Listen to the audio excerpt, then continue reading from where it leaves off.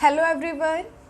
आज के इस लेक्चर के अंदर हम फिजिकल केमिस्ट्री के इलेक्ट्रो का क्वेश्चन उठा रहे हैं।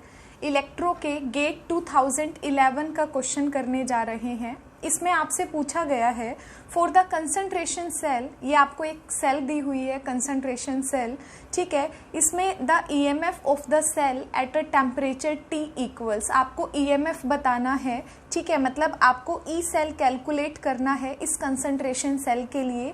4 ऑप्शन आपको दे रखे हैं, ठीक है। अब देखो, जब भी हम ई सेल की बात करते हैं, ई सेल हमेशा क्या होता है, E note cell minus R T by N F L N, आपके पास प्रोडक्ट की कंसंट्रेशन अपॉन क्या होता है, रिएक्टेंट की कंसंट्रेशन, ठीक है। इसको आप लोग में भी चेंज कर सकते हो क्योंकि 2.303 की टर्म में बोला गया है, तो हम क्या कह सकते हैं, E cell equal to E note cell minus R T 2.303 R T by N F log of product की कंसंट्रेशन अपॉन रिएक्टेंट की कंसंट्रेशन, ठीक है। तो देखो, कंसंट्रेशन सेल आपके पास है, ये वाली सेल है, सेम इसी का यहाँ पर रिडक्शन हो रखा है। तो इसके लिए हमेशा आपको पता होना चाहिए कि किसी भी कंसंट्रेशन सेल के लिए आपके पास जो गिवन है, इसके लिए ई सेल की वैल्यू हमेशा, ई नोट सेल की वैल्यू हमेशा आपके पास 0 होती है, ठीक है। अगर ई नोट सेल की वैल्यू 0 हो जाएगी तो ई सेल की वैल्यू क्या हो जाएगी आपके पास, minus 2.303 R T by N F log of product की कंसंट्रेशन अपॉन रिएक्टेंट की कंसंट्रेशन, ठीक है। अब देखो, यहाँ पर n की value number of electrons given नहीं है, इसका मतलब n की वैल्यू को आपको पुट करके देखना है यहाँ पर, ठीक है।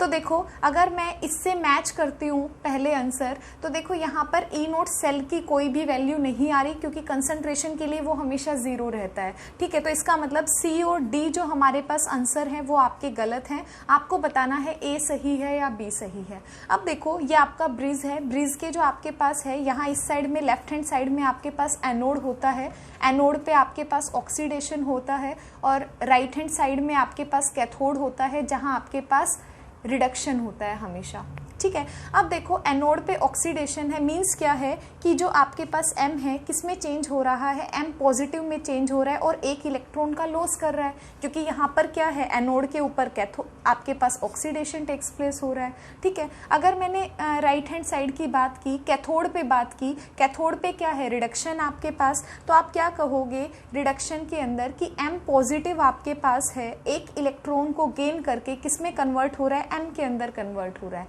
क्योंकि यहाँ पर एक एक इलेक्ट्रॉन आपके पास हैं, तो आप क्या कहोगे, यहाँ पर M, ये M आपके पास है, ये जो M पॉजिटिव बन रहा है एनोड में, ये वो वाला है जिसकी कंसंट्रेशन 0.01 दी हुई है, और रिडक्शन के अंदर जो M पॉजिटिव है इसकी कंसंट्रेशन आपके पास 0.1 दी हुई है। तो आप क्या कहोगे, ओवरऑल रिएक्शन के अंदर M प्लस M पॉजिटिव जिसकी कंसंट्रेशन 0.1 है, क्या देगा आपको, M पॉजिटिव देगा जिसकी कंसंट्रेशन 0.01 है, प्लस में आपके पास क्या बनेगा, मेटल बनेगा, ठीक है। अब अगर आपको प्रोडक्ट की कंसंट्रेशन अपॉन रिएक्टेंट की कंसंट्रेशन लिखनी है, तो देखो यहाँ पर कैसे लिखेंगे, प्रोडक्ट की कंसंट्रेशन अपॉन रिएक्टेंट की कंसंट्रेशन, मींस आपके पास प्रोडक्ट क्या है, M पॉजिटिव की कंसंट्रेशन इनटू में M की कंसंट्रेशन अपॉन में इधर M पॉजिटिव की कंसंट्रेशन, इधर आपके पास M की कंसंट्रेशन। ये जो M पॉजिटिव है 0.01 वाला है, इधर वाला है ये 0.1 का है, ठीक है।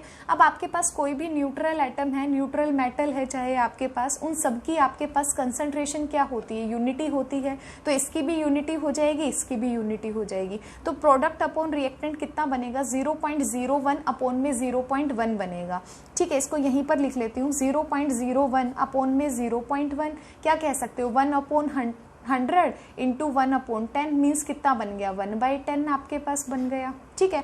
अब देखो, अगर मैंने इस P/R की वैल्यू 1/10 यहाँ पर पुट की तो आपके पास क्या बनेगा, माइनस 2.303 RT अपॉन N कितना है, एक इलेक्ट्रॉन इन्वॉल्व है तो N की वैल्यू 1 है, तो अपॉन में क्या रहेगा, सिंपल 1F रहेगा, ठीक है, इंटू में लॉग क्या वैल्यू है आपके पास 1/10 है। अगर मैं 1/10 को आपके पास log a/b हमेशा किसके इक्वल होता है, माइनस ऑफ log b/अपॉन के इक्वल होता है, ठीक है। तो अगर मैं इसको log 10 में बदलूंगी तो आपके पास माइनस क्या हो जाएगा, प्लस का हो जाएगा।